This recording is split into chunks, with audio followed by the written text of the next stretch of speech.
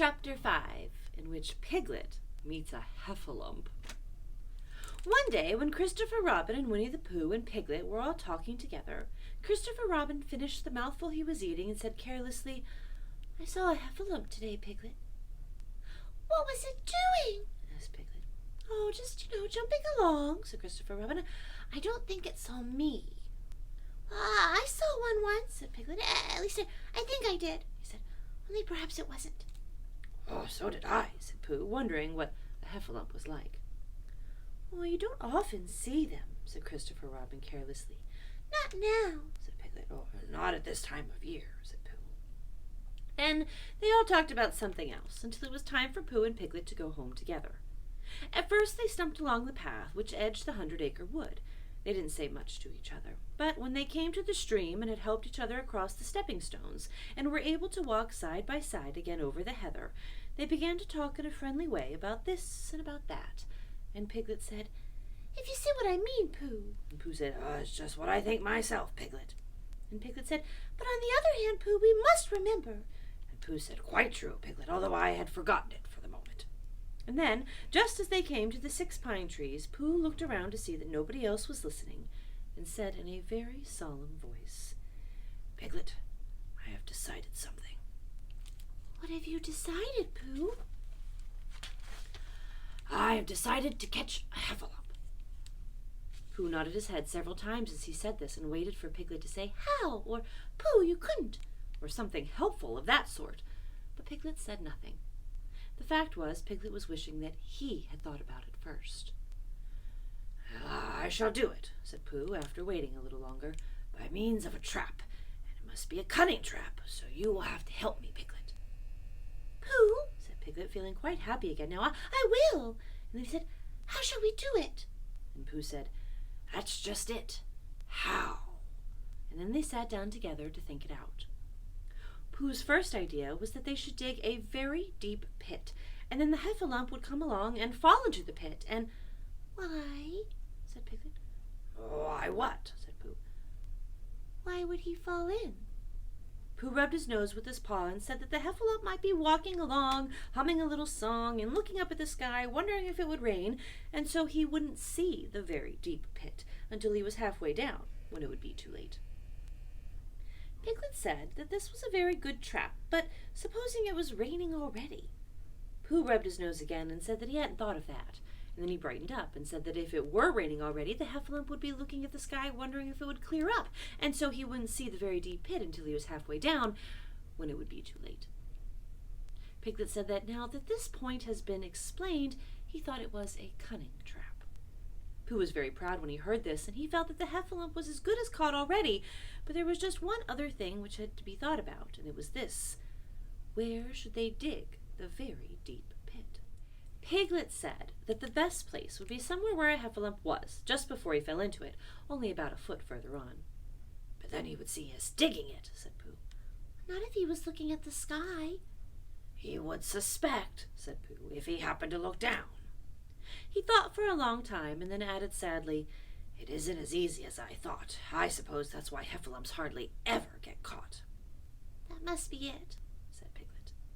They sighed and got up, and when they had taken a few gorse prickles out of themselves, they sat down again. And all the time Pooh was saying to himself, "If only I could think of something," for he felt sure that a very clever brain could catch a Heffalump if only he knew the right way to go about it. "Suppose," he said to Piglet, "you wanted to catch me. How would you do it?" "Well," said Piglet, I should do it like this.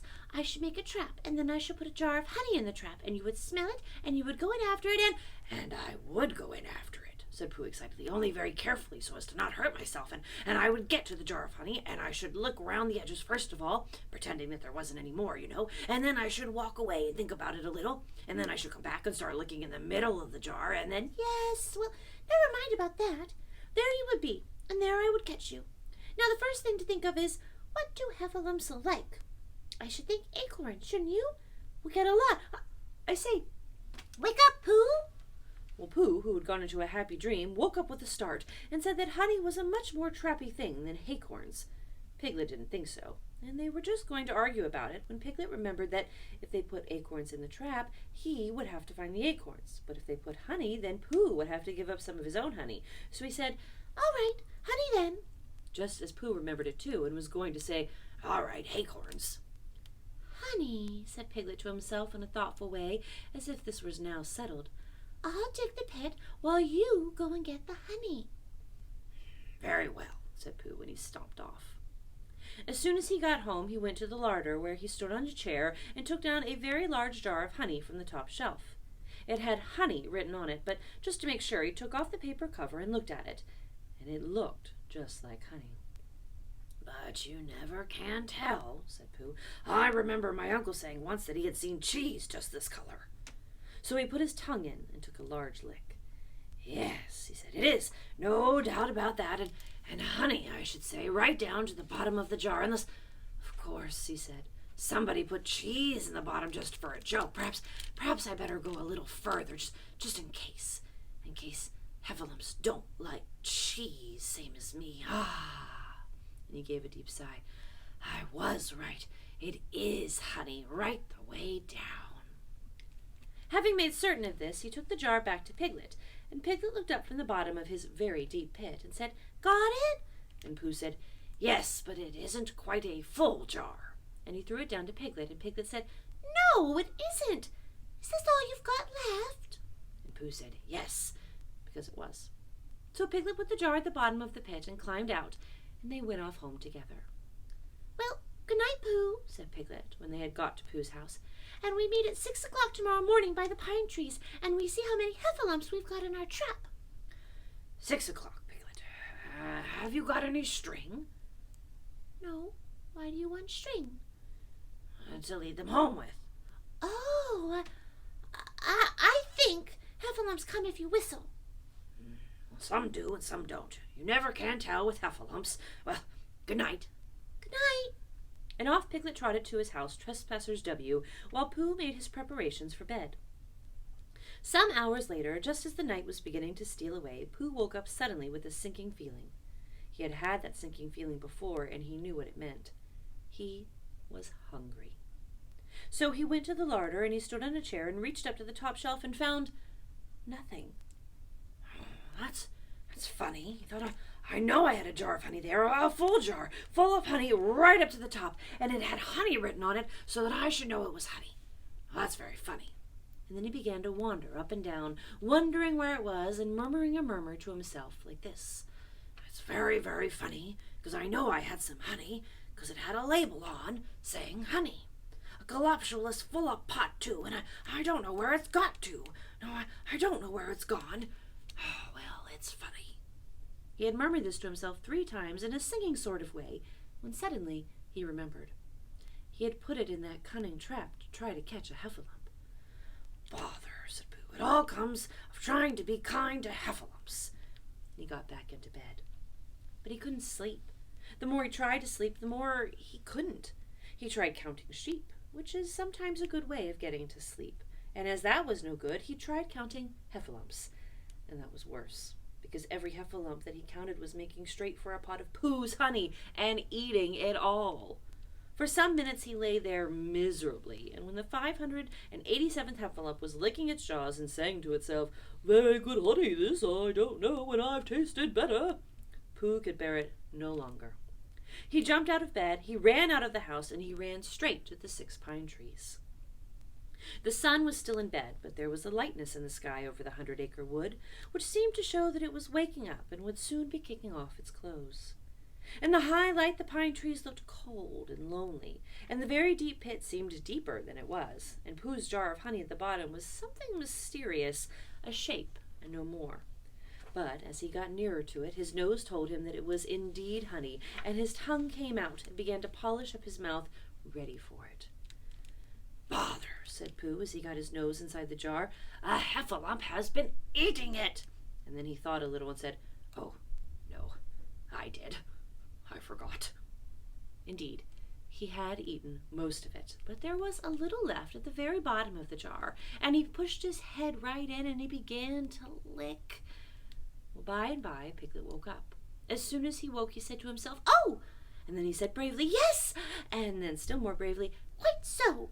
but he didn't feel very brave, for the word which was really jiggetting about in his brain was heffalumps. What was a heffalump like? Was it fierce? Did it come when you whistled? And how did it come? Was it fond of pigs at all?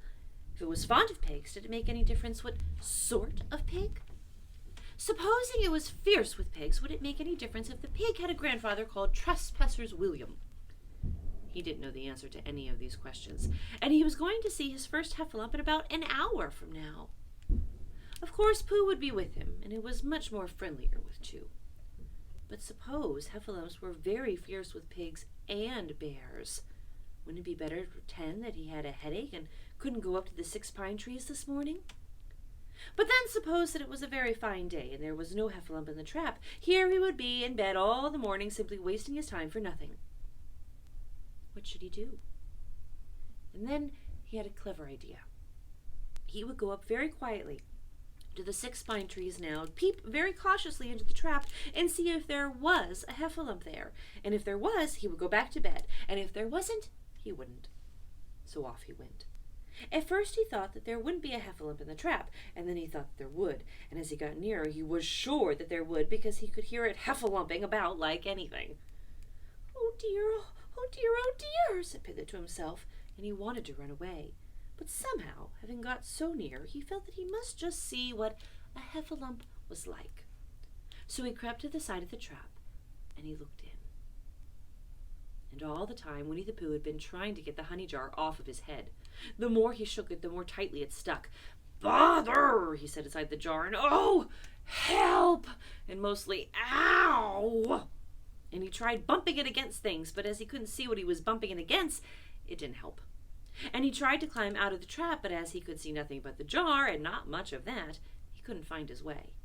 So at last he lifted up his head, jar and all, and made a loud roaring noise of sadness and despair, and it was at that moment that Piglet looked down. "Help! Help!" cried Piglet. "A heffalump! A horrible heffalump!" And he scampered off as hard as he could, still crying out, "Help! Help! A horrible heffalump! "Oh, I am a horrible heffalump!" And he didn't stop crying and scampering until he got to Christopher Robin's house. "Whatever's the matter, Piglet?" said Christopher Robin, who was just getting up. "Hef, hef," said Piglet, breathing so hard that he could hardly speak. "Hef, hef, hef, heffalump." "Where?" Up there," said Piglet, waving his paw. "Well, what did it look like?" Like it had the biggest head you ever saw, Christopher Robin. A great enormous thing, like nothing. A huge big whale, like I don't know, like a big enormous nothing, like a jar. "Well," said Christopher Robin, putting on his shoes, "I shall go and look at it. Come on." Piglet wasn't afraid if he had Christopher Robin with him, so off they went. I can hear it. Can you?" said Piglet anxiously as they got near. "I can hear something," said Christopher Robin. It was Pooh bumping his head against a tree root he had found. "There," said Piglet. "Isn't it awful?" And he held on tight to Christopher Robin's hand. And suddenly, Christopher Robin began to laugh. And he laughed, and he laughed, and he laughed. And while he was still laughing, crash went the heffalump's head against the tree root, and smash went the jar, and out came Pooh's head again. Then Piglet saw what a foolish piglet he had been, and he was so ashamed of himself that he ran straight off home and went to bed with a headache. But Christopher Robin and Pooh went home to breakfast together. "Oh, Bear," said Christopher Robin, "how do I love you?" "So do I," said Pooh.